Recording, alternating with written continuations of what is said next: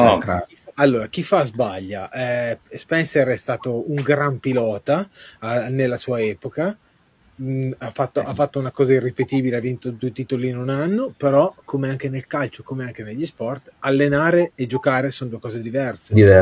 Quindi giudicare e giocare sono 2 cose diverse. Andare in moto e giudicare sono 2 cose diverse. Ciò non vuol dire che prima eri una pippa e poi adesso non lo sei, però sono 2 cose diverse, perché quando corri non ti porre, quando invece devi giudicare il tifo, lo devi lasciare a casa, devi giudicare quello che vedi. Ma il problema di Spencer potrebbe essere che il suo curriculum, che è alla portata di pochissimi, sia un'arma a doppio taglio. Bravo, perché sei una divinità. Cioè, io che l'ho visto, io quel 1985 l'ho visto. Lui è una divinità di questo mondo, quindi